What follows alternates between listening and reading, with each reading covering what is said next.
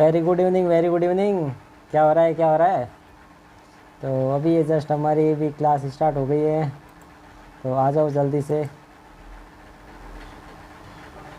Morning morning morning, आ जाओ आ जाओ आ जाओ, मॉर्निंग इवनिंग सब कुछ है आप जाओ जाओ जाओ जाओ जाओ। तो गाइस आज हम डिस्कस करने वाले हैं एक प्यारा सा छोटा सा बहुत अच्छा सा टॉपिक। तो वो सबका फेवरेट होता ही है। तो आज हम डील करेंगे एक प्यारा सा टॉपिक, छोटा सा, उसको हम बहुत लंबा भी खींचेंगे। आज हम पढ़ने वाले हैं ये वाला टॉपिक, सेल के बारे में। तो डिस्कस करते हैं कि सेल क्या होती है, क्या क्या नहीं होती, इन सब के बारे में आज डील करते हैं और देखते हैं कुछ इंटरेस्टिंग बनाने की। तो इंटरेस्टिंग बनाऊंगा, लेकिन सबसे पहले मैं एक आपको फ़ोटो दिखा रहा हूँ। पहले आपको ये बताना पड़ेगा कि फ़ोटो है किस चीज़ का। अगर आप फ़ोटो दिखाते तो आपके लिए कुछ स्पेशल चीज़ होगी, और वो मैं आपको कमेंट में नहीं, मैं आपको सबसे क्लास के लास्ट में आपको मैं दूंगा। तो सबसे लास्ट में आप चलते हैं। अब आपको ये फ़ोटो को आराम से पहचानना है। तो गाइज ये कौन है, आपको गाइज इन सबको फ़ोटो में से पहचानना है ये है कौन। किसी का कमेंट नहीं आया अभी तक? नहीं नहीं नहीं नहीं। तो गाइज ये पता है कौन है, ये आप लोग हो। तो आप लोग क्यों मैं अभी आपको बता रहा हूँ, क्योंकि जब दोस्तों आप कुछ भी पढ़ते हो, कुछ भी करते हो, अगर आप सेल पढ़ रहे हो, कुछ भी पढ़ रहे हो, तो खुद को वो चीज़ मान के पढ़ो, तो आपको वो बिल्कुल अच्छी चीज़ लगे। अगली स्लाइड में आप देख सकते हो कि ये वाली स्लाइड है। अगर इसमें आप खुद को अपनी सेल मानोगे तो आपको सब कुछ वो समझ आएगा जो कि एक सेल को समझ आना चाहिए। ठीक है, क्योंकि आप भी सेल हो, आप भी सामने बैठे हो, आपकी भी बॉडी पूरी सेल से मिलकर बनी है, तो आपको सब कुछ सेल ही हो। ठीक है, तो ये जस्ट ऐसे ही कोई जस्ट दिल पे लेने की ज़रूरत नहीं थी। तो सबसे पहले आज हम सेल के बारे में पढ़ेंगे। तो सेल से पढ़ने से पहले हम आपको एक छोटी सी बात बता रहे हैं कि हमारे ये सेकंड लेक्चर है जिसके अंदर हम एलसीपी को डील कर रहे हैं। ये सेकंड लेक्चर के साथ साथ हम आपको कुछ नई नई वीडियो को भी डील करेंगे, जिसके जैसे कि इनऑर्गेनिक केमिस्ट्री, फार्मास्यूटिक्स और एनालाइज, उन सब के वीडियो भी आने वाले ज़रूरी। लेकिन बीच में कुछ हॉलीडे हो, तो मैं सोच रहा हूँ कुछ हॉलीडे एक बार ख़त्म हो जाए, उसके बाद आपको नई नई वीडियो और सब कुछ मैं आपको प्रोवाइड करा सकूँ। तो भाई सबसे पहले सेल के बारे में पढ़े। तो सबसे पहले सेल के अंदर बहुत सारे इंटरमीडिएट फिलामेंट होते हैं, राइबोसोम होते हैं, एंडोप्लाज्मिक रेटिकुलम, सब कुछ पढ़ेंगे, एक एक करके सब कुछ पढ़ेंगे। बस आपको एक बेसिक के लिए आपको एक मैंने डायग्राम बता दिया, इस डायग्राम के हिसाब से आप बता दोगे कि किसमें क्या क्या है। आपको सबसे ध्यान रखना चाहिए कि जो आउटर मोस्ट लेयर है ये प्लाज्मा मेम्ब्रेन, ये जो मेन है ये बहुत खास है। ठीक है, ये नहीं है तो कुछ भी नहीं है। ठीक है, तो इसी के बारे में डील करेंगे। न्यूक्लियस के बारे में डील करेंगे। न्यूक्लियस के बीच में जो भी सब कुछ है, कौन कौन सा मटेरियल बीच में है, वो सब कुछ के बारे में डील करेंगे। ठीक है, तो लेट्स स्टार्ट करते हैं अभी। तो सबसे बड़ा सा question, what is cell? Cell क्या है? The cell is the fundamental structure and the functional unit of the all living being. Class 10 से रटते आ रहे हैं, पढ़ते आ रहे हैं, लेकिन अभी तक याद नहीं हुआ। तो सबसे पहले आप ये छोटा सा क्वेश्चन है कि सेल जो है fundamental structure and functional unit होती है एवरी लिविंग ऑर्गेनिज्म। कोई भी लिविंग ऑर्गेनिज्म होता है उसकी वो फंडामेंटल और स्ट्रक्चर फंक्शनल यूनिट होती है। ये सबको जैसे पता होगा, क्योंकि जैसे आप किडनी को देखोगे तो वो किसकी नेफ्रॉन होती है, उसकी वो फंक्शनल वो यूनिट होती है। ठीक है, तो वैसे ही इनकी भी सेल, हमारी जो बॉडी है उसकी जो भी यूनिट है वो सेल है। ठीक है, all living things are made of the one of अथवा मोर सेल। जो भी हमारी लिविंग बॉडी है वो एक या एक से अधिक सेल्स की बनी होती है। ठीक है, ये बात आपको थोड़ा समझ आ रखा होगा, क्योंकि आपने 10th 11th करके रखे हैं, आप फेल नहीं होके सीधे वो कोरोना बेस के नहीं हो जो कि आपको वापस इतना बताना पड़े, आपको सब कुछ आ रहा होगा। तो यहाँ से मैं एक पेन ले लेता हूँ। Every cell have its own life. हर एक सेल की अपनी अपनी लाइफ होती है, बस वही है, किसी की ज़्यादा होती है, किसी की कम होती है। जैसे कि आपकी इतनी है, उनकी इतनी है, उनकी इतनी है, लेकिन पता किसी को नहीं है। सब कुछ टाइम आने पे पता चलता है, तो टाइम आने का वेट करते हैं। अभी हम लेक्चर पढ़ते हैं एलसीपी का। पहले, old and weak cells in the body continuously die and are replaced by new cell. क्या होता है कि हमारी बॉडी होती है, उसके अंदर नई नई सेल्स बनती रहती है, या पुरानी सेल से उसकी मरती डेथ होती रहती है। अगर ऐसा ना हो तो या तो हमारे सेल में एकदम ऐसे पोपट सा हो जाएगा, या फिर अगर सेल्स ज़्यादा बन गई परमाणु बम की तरह वो हो जाएगा। ठीक है, अगर इसमें कमी भी हो गई तो फिर हमारा बॉडी वो सिकुड़ के पूरा सिकुड़ जाएगा। ठीक है, तो इसके हिसाब से आप देख सकते हो कि बॉडी जो होती है, उसमें सेल्स होती है वो कंटिन्यूसली डाइज होती है और न्यू सेल्स का फॉर्मेशन होता रहता है। Cells are so small, cell होती है बहुत ही स्मॉल होती है। अगर आप ऐसे अपने ऐसे नंगी आंखों से देखोगे तो आप बिल्कुल नहीं देख पाओगे। तो उसके लिए आपको एक माइक्रोस्कोप की भी ज़रूरत होगी, तो आपको मैं आप ये दिखा हुआ माइक्रोस्कोप दिखा हुआ है, इसके आप साथ ही आप इसको देख पाओगे। That the can not be seen with the necked आई। अगर आप नेक्ड यानी नंगी आंखों से अगर आप देखोगे तो आप बिल्कुल आपको पता भी नहीं चलेगा कि सेल है। आप जो बॉडी आपको ये तो दिख जाएगी कि ये सेल है, लेकिन आप अपनी आँखों से एक सेल को नहीं देख पाओगे। ठीक है, तो ये था कुछ। अब definition of the cell, definition क्या है? A cell is the smallest unit that is capable of the performing life function. क्या होता है कि सेल होती है वो सबसे स्मॉलेस्ट यूनिट होती है किसी भी ऑर्गेनिज्म की। ठीक है, अगर हम एनिमल और प्लांट के बारे में पढ़ेंगे तो प्लांट में सेल्स अलग होगी और एनिमल में सेल्स अलग होगी, लेकिन बहुत ही सिमिलरिटी बहुत ज़्यादा मिलती जुलती होगी, क्योंकि सबका जो ओरिजिन है सिर्फ एक ही जगह से हुआ है ऐसा माना जाता है, और ये रियलिटी भी है कि बहुत ज़्यादा सिमिलरिटी मिलती जुलती भी है। A cell is the smallest unit that is capable of the performing life function.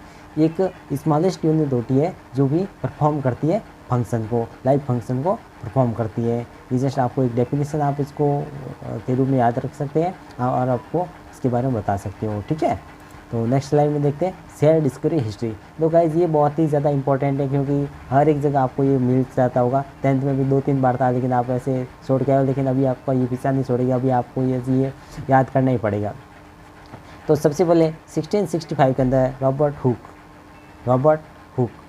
Hook ने, आपको पता ही है, जो सेल्स की वो खोज की थी सबसे पहले। ठीक है, और 1674 के अंदर एंटोन ल्यूवेनहॉक, जानते ही वो सब, उन्होंने क्या किया था कि पाउंड में पत्थर मार रहे थे, तभी उन्होंने देखा कि यार कुछ उनको ऐसी इंस्ट्रक्शन मिली, जैसे कि उनको लगा कि यार कुछ न कुछ है। उन्होंने माइक्रोस्कोप में जाकर देखा, वो करा, उन्होंने सब कुछ PhD कर ली उसके बारे में, तब आप उनको पता चला कि यार ये तो लिविंग सेल्स है। तो ठीक है, और तो रॉबर्ट हुक थे, उन्होंने वो डेड सेल्स के बारे में डील किया था। और 1838 के अंदर इन्होंने स्लाइड में बोला था जो भी प्लांट है वो सेल्स के बने होते हैं।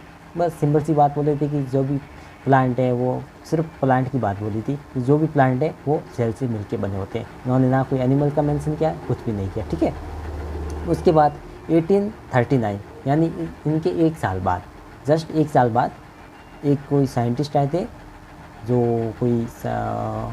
एक साइंटिस्ट आए थे, Theodore Schwann conclude that the all animal are made up of cell।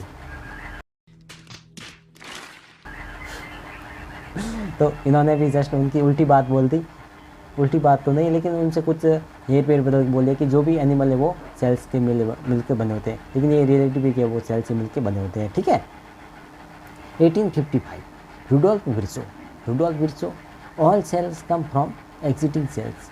जो भी सेल्स आती है, न्यू सेल्स, वो पुरानी कोशिकाओं से ही आती है। पुरानी सेल्स होती है, उन्हीं के द्वारा न्यू सेल का फॉर्मेशन होता है। ये जो थी वो सेल थ्योरी के नाम से भी जाना जाता है। ठीक है, नेक्स्ट स्लाइड को डील करते हैं। Classification of the cell. हमने पढ़ लिया सेल क्या होती है, सेल की डेफिनेशन पढ़ ली है, सेल का हिस्ट्री पढ़ ली है, और अब क्लासिफिकेशन पढ़ते हैं सेल की। सबसे पहले क्या होता है, एक ऑर्गेनिज्म होता है, प्लांट भी हो सकता है, एनिमल हो सकता है, कुछ भी हो सकता है, एक्सवर्ड कुछ भी हो सकता है। ठीक है, तो सबसे पहले एक ऑर्गेनिज्म लेते हैं, उसको 2 टाइप में बांटा गया है, प्रोकैरियोटिक और यूकैरियोटिक। इतना तो आपको पता होगा, और ये मैं कह रहा हूँ 100% कह रहा हूँ, लगभग 70% बच्चों को ये अभी तक कन्फ्यूजन होगा कि कौन सा सेल है, कौन सा सेल्स किसके अंदर डिवाइड नहीं है। ठीक है, तो आप इसको थोड़ा सा डील करते हैं तो कौन कौन सी नहीं है। तो ऑर्गेनिज्म होता है, उसको प्रोकैरियोटिक और यूकैरियोटिक में बांटा गया है। यूकैरियोटिक उसको 2 टाइप में बांटा गया है, यूनिसेलुलर, मल्टीसेलुलर। मल्टीसेलुलर को भी 2 टाइप में बांटा गया है, प्लांट एंड एनिमलिया। ठीक है, जो भी प्रोकैरियोटिक है उसके अंदर आप बैक्टीरिया वगैरह सारे उनके अंदर भी आते हैं। यूकैरियोटिक के 2 टाइप से आते हैं, यूनिसेलुलर, मल्टीसेलुलर। ये जो यूनिसेलुलर है वो एक सेल से बने होते हैं, और जो मल्टीसेलुलर है वो 2 या 2 से अधिक सेल से बने होते हैं। ठीक है, 2 अथवा मोर सेल्स। ठीक है, तो मल्टीसेलुलर वो हो सकते हैं। और प्लांट की बात करते हैं तो प्लांट और एनिमल तो कुछ बहुत ही उनमें सेंसेस है। तो प्लांट होते हैं, उनमें सेल वॉल होती है, और ये एनिमल होते हैं, उनके अंदर प्लाज्मा मेम्ब्रेन होती है जो कि वेल डेवलप्ड होती है, लेकिन प्लांट में इतनी वेल डेवलप्ड नहीं होती। अब पढ़ते हैं हम एनिमल सेल। बाकी उन सबसे किसी से कोई नाता नहीं है। दुनिया में मार्केट में बहुत ज़्यादा सेल्स पाई जाती है, लेकिन हमको इन सबसे कोई लेना देना नहीं है। हमको बस पता होना चाहिए कि कौन कौन सी सेल्स होती है, बस बहुत है। अब हम सबसे पढ़ते हैं जो हमारे सिलेबस में, वो है एनिमल सेल। ठीक है, एनिमल सेल्स आर यूकैरियोटिक। हमने पिछली स्लाइड में पढ़ा है कि जो सेल्स है एनिमल सेल्स वो यूकैरियोटिक होती है। ठीक है, तो अभी ठीक है, एनिमल सेल्स आर यूकैरियोटिक। जो भी एनिमल सेल्स है वो क्या है, यूकैरियोटिक है। यार ये दूध वाला भी परेशान करने लग गया। ठीक है, कोई बात नहीं, इग्नोर करो उसको। Animal cells are having outer boundary known as the plasma membrane. जो मैंने आपको बोला था प्लाज्मा मेम्ब्रेन होती है वो एनिमल सेल्स की सबसे outer layer, outer most layer होती है, जिसको हम प्लाज्मा मेम्ब्रेन कहते हैं। ठीक है, okay. The nucleus and the organ nucleus and organelles of the cell are bounded by a membrane. इसके अंदर क्या होता है कि न्यूक्लियस एंड ऑर्गेनेल्स वो क्या होता है, उनके अंदर भी एक बाउंड्री से वो बंधे हुए होते हैं। ठीक है, the genetic material DNA is the animal cell is with is the nucleus that is bounded a double membrane. इसमें क्या होता है, जो न्यूक्लियस होता है वो डबल बाउंडेड होता है। और इसमें आप ये बात ध्यान रखना है, जो भी जेनेटिक मटेरियल होता है डीएनए वो न्यूक्लियस के अंदर होता है। ये बात आपको याद रखना है। इसको हम सेल डिवीज़न के अंदर थोड़ा सा और भी डील में अब देखते हैं पार्ट ऑफ सेल। सेल के क्या पार्ट हो सकते हैं। सबसे पहले है for ease of the study. Study को ईजी बनाने के लिए we divide the cell into the 3 main part. क्या करते हैं, जो भी स्टडी करने के लिए सेल होती है उसको 3 टाइप में बांटा गया है, plasma membrane, cytoplasm and nucleus. ठीक है, इतना आपको याद होगा। आज हम सिर्फ प्लाज्मा मेम्ब्रेन के बारे में ही डील करेंगे। प्लाज्मा मेम्ब्रेन के बारे में डील करेंगे क्योंकि प्लाज्मा मेम्ब्रेन एक बहुत ही बड़ा लेंथी टॉपिक हो जाएगा। अगर आप तीनों को एक साथ पढ़ोगे तो फिर आपको पढ़ने से बहुत ही ज़्यादा मुश्किल सा लगेगा। इसलिए आज हम प्लाज्मा मेम्ब्रेन को भी शायद हाफ ही कर पाएंगे, क्योंकि अभी थोड़ा हाफ तो टाइम ऐसे ही हो गया है। तो जस्ट देखते हैं प्लाज्मा मेम्ब्रेन कितना होता है आज का। ठीक है, तो डील करते हैं। The plasma membrane form the cells flexible outer surface separating the cells internal environment from the external environment।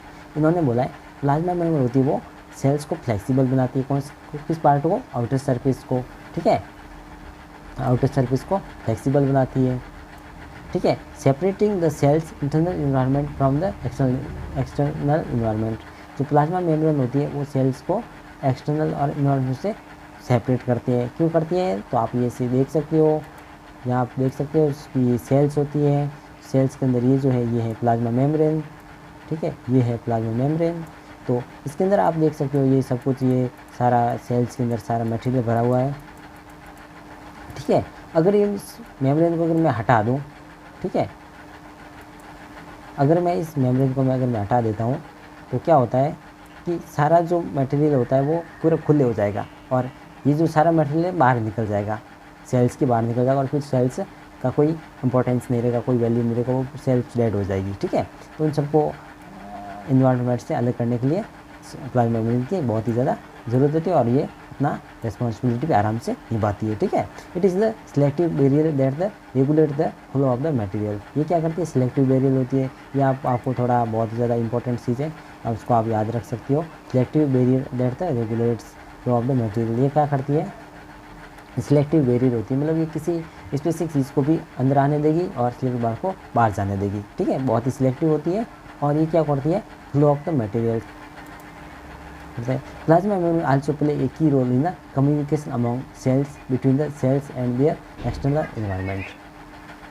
ठीक है, yes yes yes yes, plasma membrane होती है वो क्या करती है, प्ले रोल करती है किसके अंदर, कम्युनिकेशन के अंदर। एक सेल से दूसरी सेल्स के अंदर कम्युनिकेशन करने के लिए यह बहुत ही बड़ा रोल प्ले करती है। कौन करती है, प्लाज्मा मेम्ब्रेन। जो फ्लूइड मॉजिक मॉडल था उसी के हिसाब से आप इसको बहुत अच्छे से आप इसको डील कर सकते हो, बहुत समझ सकते हो। ठीक है, अब हम पढ़ते हैं फ्लूइड मॉजिक मॉडल के बारे में। The most widely accepted model, ये जो मॉडल है वो क्या है, मोस्ट एक्सेप्टेड मॉडल, क्योंकि ये जो मॉडल है बहुत ज़्यादा एक्सेप्टेड किया जाता है। हर जगह जाओगे तो इन्हीं की चर्चा चल रही है कि भाई साहब ने क्या मॉडल दिया, भाई क्या, हाँ क्या मॉडल दिया है भाई साहब। ठीक है, फॉर द प्लाज्मा मेम्ब्रेन ठीक है। प्लाज्मा मेम्ब्रेन के लिए बहुत ही अच्छा मॉडल है जो भी सबसे ज़्यादा एक्सेप्टेबल होता है, fluid mosaic model discovered by Singer and Nicolson.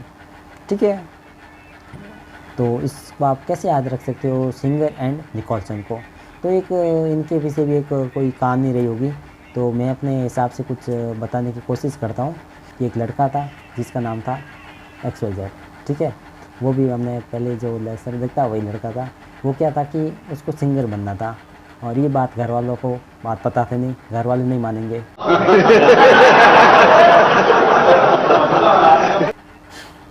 ठीक है, घर वाले नहीं मानेंगे, तो ये भी सच्ची बात है कि घर वाले मान नहीं रहे थे।